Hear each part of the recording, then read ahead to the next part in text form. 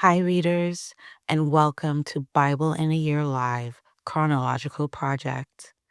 Today is week 25, day 5, and you will be joining your hosts, Alex and Natasha, as they read from the book of Ecclesiastes, chapters 1 through 6. We will continue our readings from the ESV version. Don't forget, you can join us every Sunday at 6:30 p.m. Eastern Daylight Savings Time for a live discussion on what we have read this week. The details for that Zoom meeting are in the description, or you can find them on our website at BIAYLproject.com. Now let's get started. The words of the preacher, the son of David, king in Jerusalem. Vanity of vanities, says the preacher. Vanity of vanities, all is vanity. What does man gain by all the toil at which he toils under the sun? A generation goes and a generation comes, but the earth remains forever. The sun rises and the sun goes down, and hastens to the place where it rises.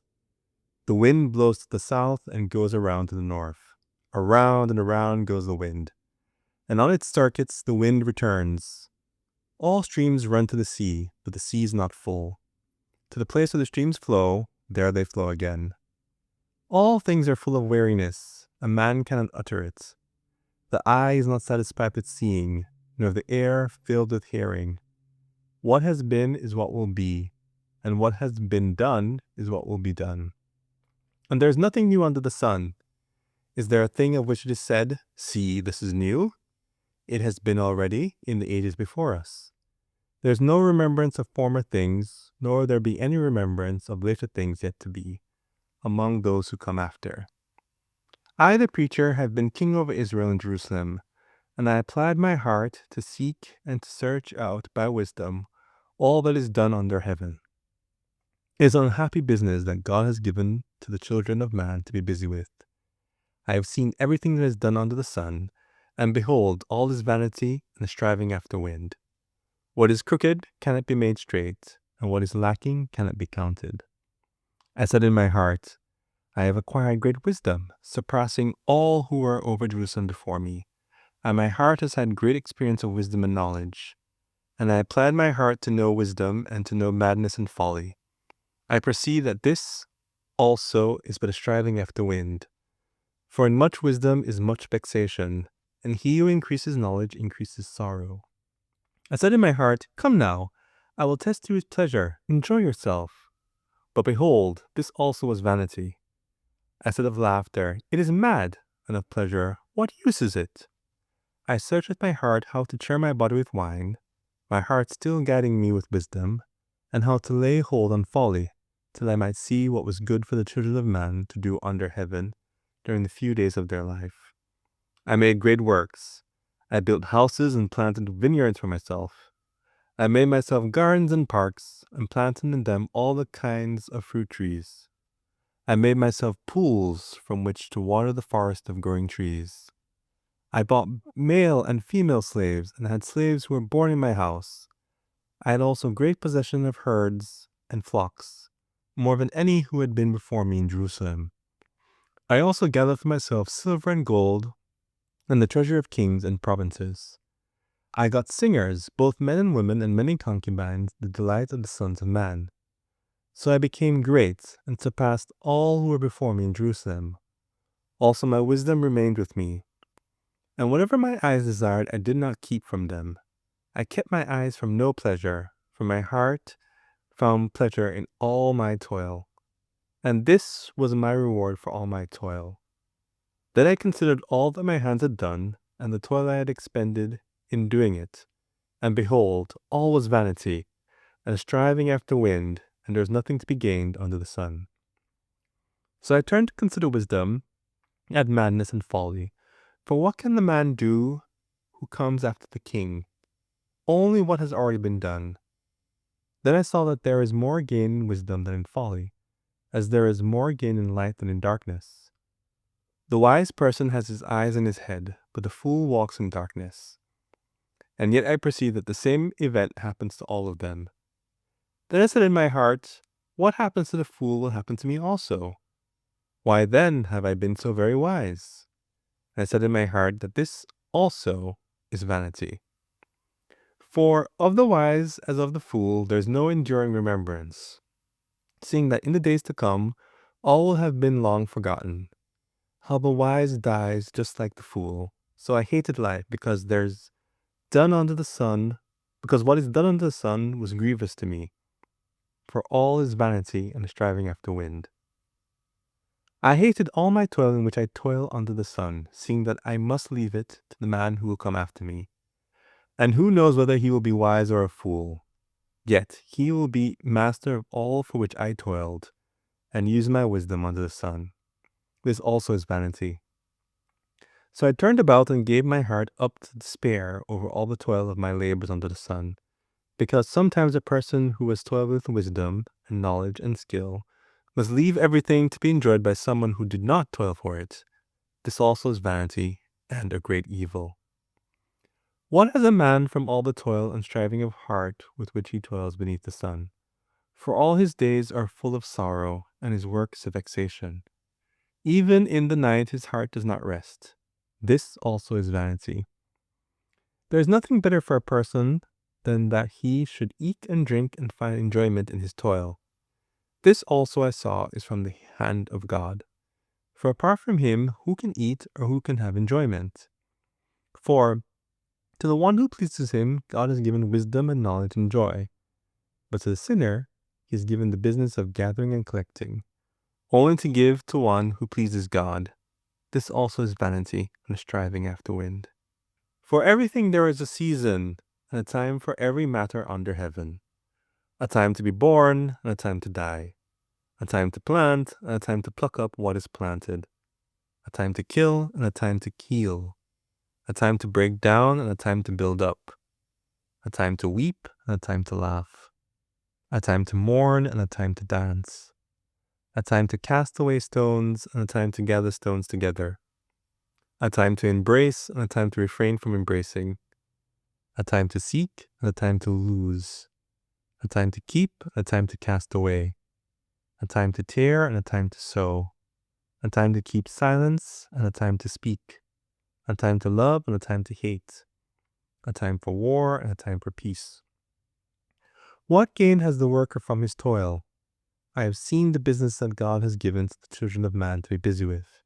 He has made everything beautiful in its time. Also, he has put everything into man's heart, yet so that he cannot find out what God has done from the beginning to the end.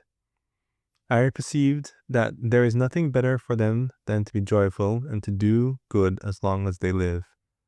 Also, that everyone should eat and drink and take pleasure in all his toil. This is God's gift to man. I perceive that whatever God does endures forever. Nothing can be added to it, nor anything taken from it. God has done it, so that people fear before him. That which is already has been, that which is to be already has been, and God seeks what has been driven away. Moreover, I saw under the sun that in the place of justice, even there was wickedness, and in the place of righteousness, even there was wickedness. I said in my heart, God will judge the righteous and the wicked, for there is a time for every matter and for every work. I said in my heart with regard to the children of man, that God is testing them, that they may see that they themselves are but beasts. For what happens to the children of man and what happens to the beasts is the same. As one dies, so does the other. They all have the same breath, and man has no advantage over the beasts, for all is vanity. All go to one place. All are from the dust, and to dust all return. Who knows whether the spirit of man goes upward, and the spirit of the beast goes down into the earth? So I saw that there is nothing better than that a man should rejoice in his work, for that is his lot. Who can bring him to see what will be after him? Chapter 4. Evil under the sun. Again I saw all the oppressions that are done under the sun, and behold, the tears of the oppressed, and they had no one to comfort them. On the side of their oppressors there was power, and there was no one to comfort them.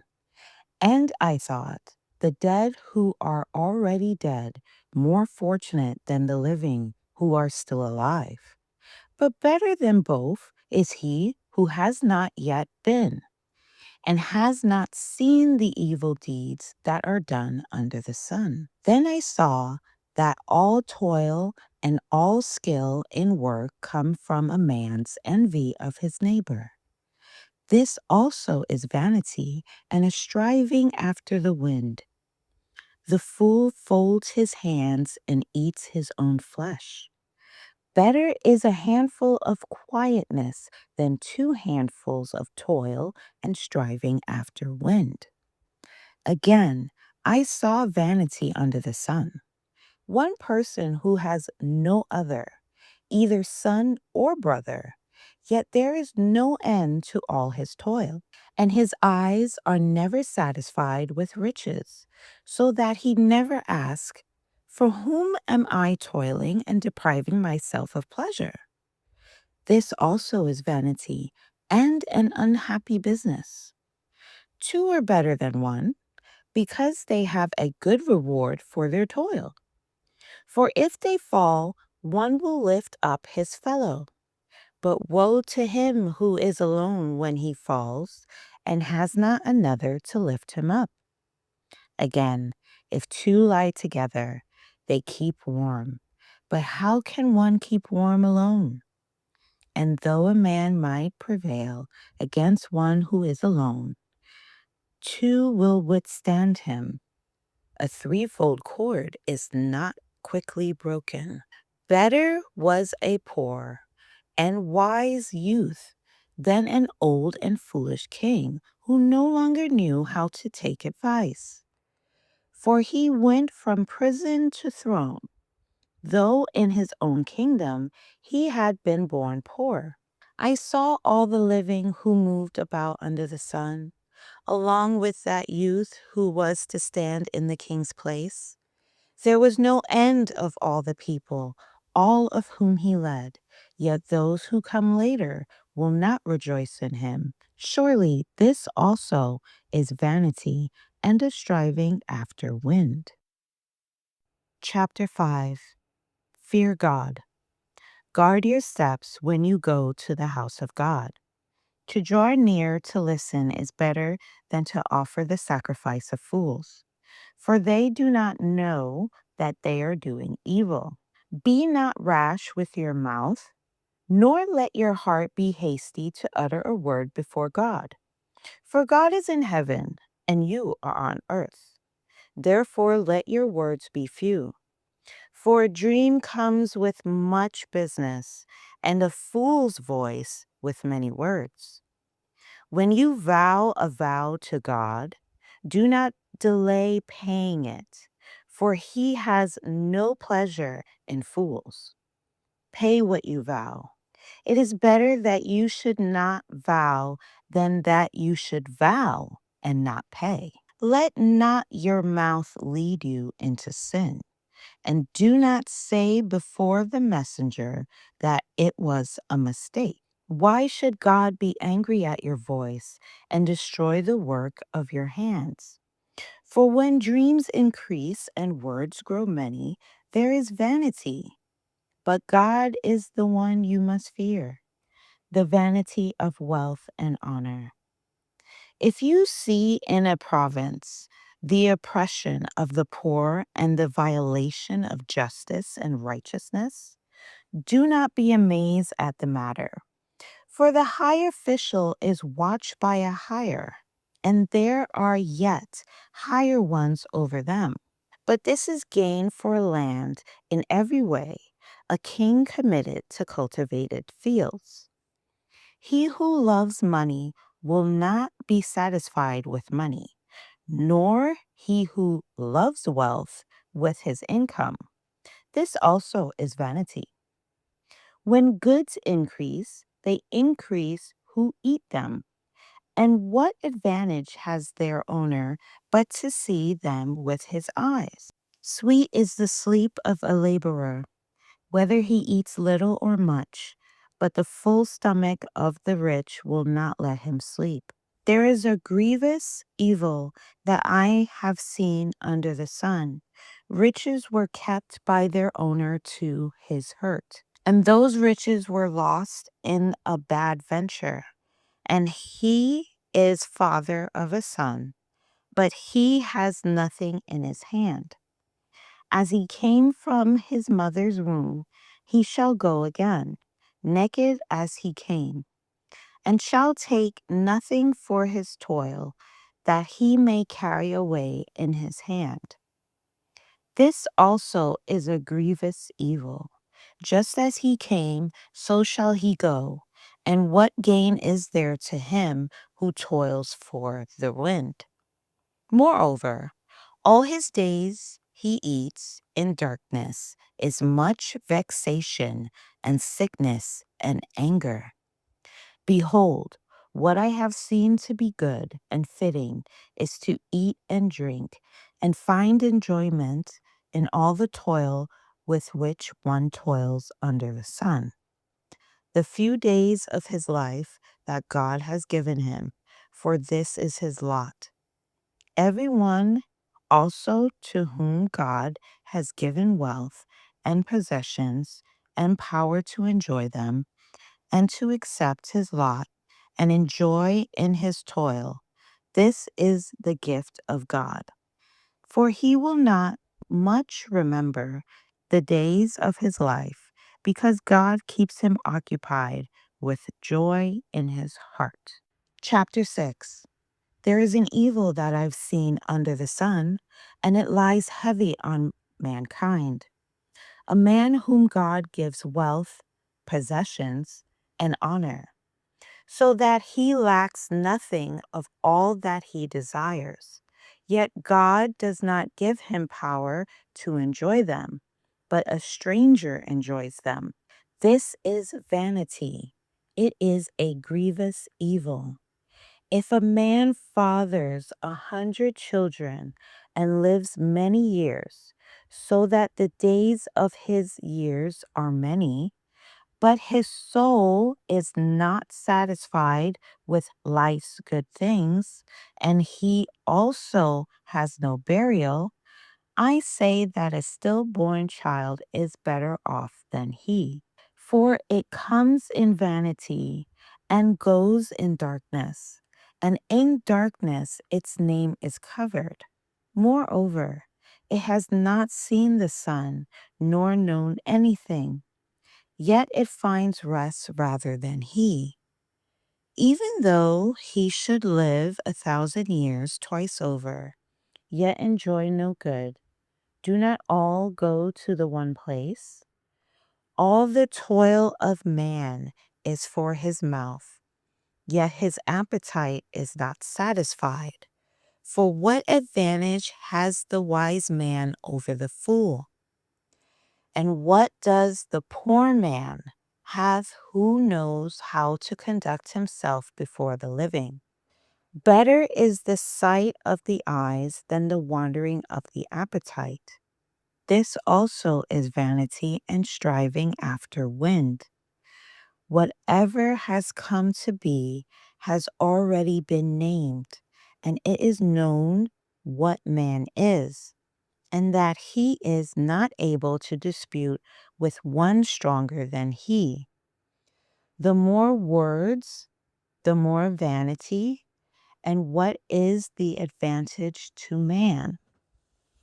For who knows what is good for man while he lives the few days of his vain life, which he passes like a shadow?